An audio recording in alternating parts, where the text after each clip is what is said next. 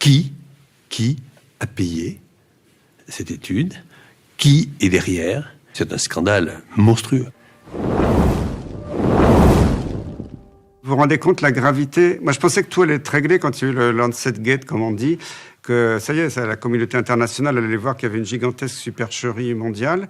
Eh bien non, les gens ont continué à publier des articles contre la chloroquine totalement délirants, comme tout récemment en France. Bon, il n'y a pas que des Français, il y avait des Suisses dans l'affaire. Un article qui a été publié avec notamment Nathan Peffer-Smadja, qui est un interne à Bichat, qui est un élève de Yazdan Panal, président de Reacting, qui travaille aussi à l'Imperial College à Londres, université à l'origine du plus grand canular, disant qu'il allait y avoir 500 000 morts du Covid en Angleterre et même dans d'autres pays européens. Ils ont fait, soi-disant, une méta-analyse, une analyse de tout ce qui était publié. Mais c'est affligeant quand on lit cet article, comment il a pu être publié dans un grand journal, qu'ont fait les relecteurs de l'article. Ils ont analysé 800 articles, soi-disant, ils en ont gardé 29, tout ce qui les arrangeait pas, ils l'ont écarté. Ils ont inclus des données qui n'étaient même pas encore publiées. Cette étude est totalement bidon, mais elle a fait la une de tous les médias pendant 3 jours, en disant maintenant ça y est, la messe est dite, la chloroquine ne marche pas. Donc vous voyez, la désinformation après l'affaire du Lancet continue. Nous partons en Suisse pour rencontrer un responsable de la fraude scientifique à laquelle participait ce jeune interne de l'hôpital Bichat, d'où le surnom par ses aînés de puce au guet. Quand on choisit, c'est ce qu'on appelle du cherry picking en anglais, quand on choisit les études qui disent que en l'occurrence, l'hydroxychloroquine est ou toxique ou un impact négatif ou n'a pas d'impact. Il n'a choisi il en a choisi 25, je crois, sur les 150. Je crois, il me semble 27, mais enfin bref, peu importe. Ils ont fait du cherry picking pour faire dire à l'étude quelque chose qui n'est pas vrai. Ce que les données empiriques, ce que l'expérience de terrain, je crois que l'hydroxychloroquine, elle est prescrite dans des pays qui représentent plus ou moins 4,5 milliards d'habitants sur Terre. Donc c'est gros, c'est tellement gros le mensonge qu'on peut appeler ça fraude, on peut appeler ça manipulation, on peut appeler ça comme on veut. Enfin bref, Caroline, sa mère, qui valide la méthodologie de l'étude, n'a pas sa place dans le milieu scientifique. C'est des gens dont il va falloir se débarrasser à un moment ou à un autre. Et qu'elle ose aller dans les médias pour dire que la méthodologie est bonne et qu'elle la valide. Mon Dieu, que dire? J'en perds mon latin encore une fois. Et c'est très grave parce que ces faux articles, frauduleux ou bidons, sont responsables de la mort de beaucoup de gens dans le monde. Ça a été analysé. Quand le Lancet est sorti, dans la plupart des pays du monde, les médecins prescrivaient largement l'hydroxychloroquine. Ils ont dit peut-être qu'on fait une erreur, maintenant c'est prouvé dans le plus grand journal mondial, on arrête. Et on a observé dans plein de pays, mais très proche de nous, dans la Suisse, mais d'autres pays européens et plus lointains en Asie ou en Amérique, on a vu un pic de mortalité pendant 2-3 semaines qui était l'effet Lancet, puisque les gens avaient arrêté de prescrire. Et puis après, quand il y a eu c'est dit dans les médias que l'article était frauduleux, qu'il y a eu la rétractation, les médecins ont retrouvé confiance, ont represcrit la chloroquine et la mortalité est repartie à la baisse. Peut-être qu'on aura le même effet avec cette étude qui vient de sortir la fin août, mais c'est très grave et je pense que les auteurs de ces articles devront un jour rendre des comptes devant l'humanité. Mais ce que la plupart des gens ignorent, c'est que la médecine n'est pas une science. Donc on traite, et on a des procédures aujourd'hui de recherche statistique inspirées d'autres domaines qui font comme si on était dans un laboratoire de physique en train d'étudier des particules. Mais la médecine n'est pas une science parce que l'être humain n'est pas aplatissable à quelques variables. Et donc il y a des questions épistémologiques, déontologiques et méthodologiques extrêmement compliquées autour de la recherche médicale. Et ce que l'immense majorité de la population ignore, c'est que ça fait 15 ans qu'on sait que l'essentiel de ce qui est publié est faux. Et vraiment, ça a été le titre d'un article du professeur John Ioannidis, pourquoi la plupart de ce qui est publié est faux, en 2005, qui a eu énormément de succès. Ça a été un grand coup de tonnerre. Maintenant, c'est un des épidémiologistes les plus respectés au monde.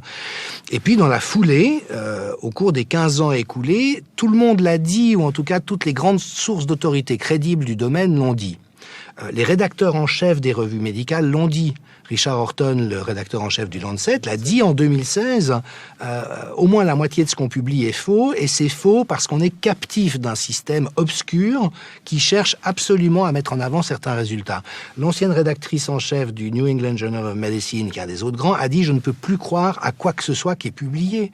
Des gens de l'art. C'est comme si le présentateur du journal de TF1 dit publiquement « Je ne peux plus croire à aucune des nouvelles dont on parle ». Voyez l'onde de choc que ça représente. Est-ce qu'on ne peut pas admettre simplement que pour l'instant c'est un pari qui marche dans ce cas, mais c'est pas prouvé, ni confirmé, ni infirmé. Est-ce qu'on peut dire ça? Non.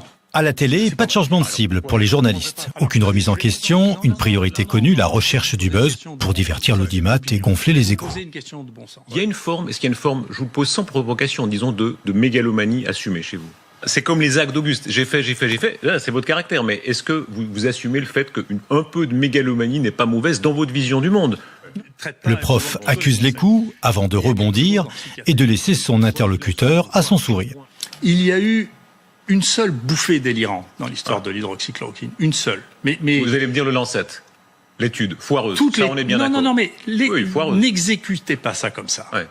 Vous ne réalisez pas ce qui s'est passé. Bien sûr, ça a été un plantage complet pour eux. Il n'y a aucun doute. Vous ne réalisez pas comment un journal comme ça, des reviewers, des éditeurs, ont pris comme étant possible par des inconnus que l'hydroxychloroquine... Non, on n'est pas d'accord. Laissez-moi terminer. Vous pouvez tuer 10% des gens quand 2 milliards de gens avaient pris ce médicament sans inconvénient.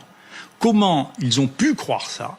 Comment, dans le week-end, le ministre et l'OMS a pu valider ça? Ça s'appelle une bouffée délirante dans le métier psychiatrique. Et quand quelqu'un a une bouffée délirante, vous savez ce qu'on fait quand il est sorti de la bouffée délirante? On lui dit, écoutez, vous vous rendez compte que c'est une bouffée délirante, et s'il n'a pas la critique de sa bouffée délirante, c'est qu'il est toujours fou. Je n'ai pas la réponse à l'heure à laquelle je vous parle. Eh bien, moi je l'ai. Les fous ne sont sans doute pas là où on le croit, du moins là où les médias pensent qu'ils sont. Olivier Véran ne reviendra pas sur sa décision d'interdire totalement l'hydroxychloroquine. Les excuses publiques du rédacteur en chef du Lancet, tout comme la rétractation de l'article, n'auront aucun effet. Le mal est fait, et très bien fait. Il sera irréparable. Le Lancet, quand même, c'est terrible, parce que le Lancet, c'est la veille du week-end de l'Ascension, donc ce n'est pas pour rien que c'est fait comme ça. C'est-à-dire que tous les rédacteurs en chef ne sont pas là le week-end. Donc, en général, c'est des gens qui sont remplacés. Donc, c'est extrêmement important de comprendre pourquoi ça a été fait comme ça. Il vous faut quand même facilement 48 heures pour vous apercevoir que c'est un fake. Mais dans 48 heures, c'est plus du tout le sujet. Plus personne n'est intéressé par le Lancet. En résumé, nous avons donc un médicament, l'hydroxychloroquine, bien connu depuis 15 ans pour son efficacité sur les anciens coronavirus, le SARS et le MERS, et même sur l'irréductible dernier, responsable de la Covid-19. C'est l'un des virologues les plus respectés au monde qui l'affirme. Il s'appelle le Dr Zhong. Il a acquis une réputation internationale pour sa gestion de l'épidémie du SARS en 2003. Et c'est encore lui qui a géré la crise sanitaire à Wuhan en février. Il démontre, grâce à des essais cliniques, que l'hydroxychloroquine est efficace sur des malades. En clair, nous avons un médoc qui a déjà roulé sa bosse, dont l'efficacité est démontrée, qui est inoffensif, pas cher, disponible et facile à prendre. Réaction de nos autorités de santé, le 11 mars, ce médicament prometteur et déjà efficace n'est pas retenu pour l'étude européenne Discovery, le seul grand essai européen piloté par l'INSERM. Il sera réintégré de justesse, mais grâce à des pressions dont on ignore la provenance. Car nos élites scientifiques, INSERM en tête, préfèrent miser sur un nouveau médicament, le Remdesivir, déjà testé en Chine, avec à la clé une toxicité avérée pour les reins, un médicament à $3200 et surtout qu'on avale avec une seringue.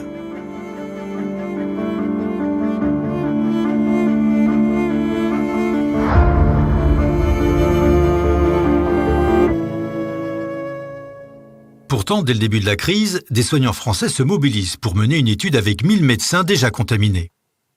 Donc nous avons bâti un protocole, nous avons demandé à la Direction générale de la santé de pouvoir le mettre en application. Le laboratoire Sanofi nous avait même dit qu'il nous fournirait l'hydroxychloroquine gratuitement. Et malgré plusieurs sollicitations, rien n'a bougé et on n'a jamais pu mettre en place cette étude. C'est incompréhensible parce que c'était bénéfique pour tout le monde. C'était bénéfique pour tout le monde, on prenait en charge tout. Et en plus, on avait des malades, surtout qui étaient intéressants parce que... C'était des médecins. C'était des médecins qui étaient capables de s'auto-surveiller, tout en étant surveillés aussi par des collègues. Donc c'était le cas de figure idéal, bien sûr. Comment expliquez-vous ce refus ? On n'a pas d'écrit, on n'a pas de réponse, en fait.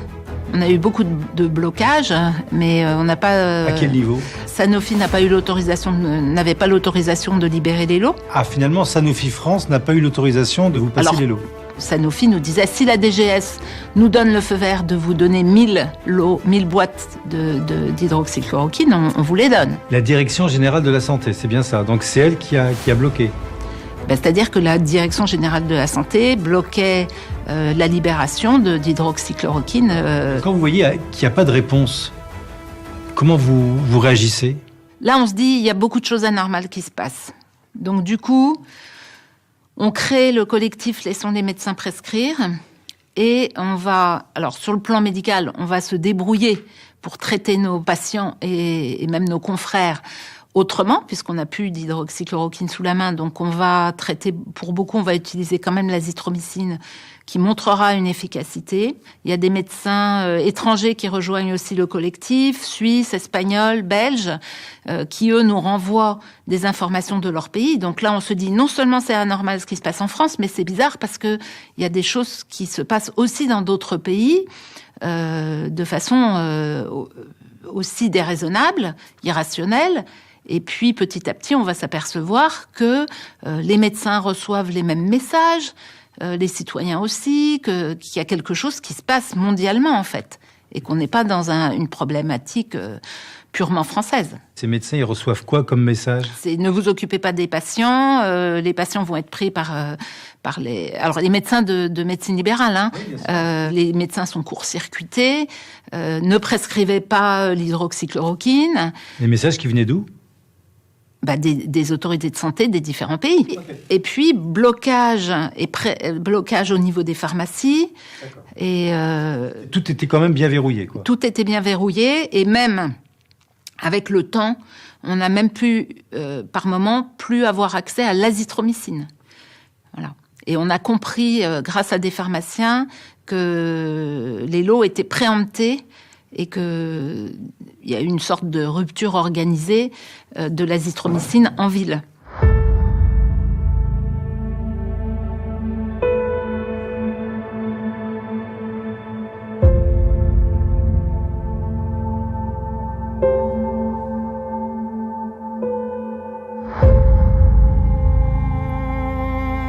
Comment on le vit, ça, quand on est médecin ?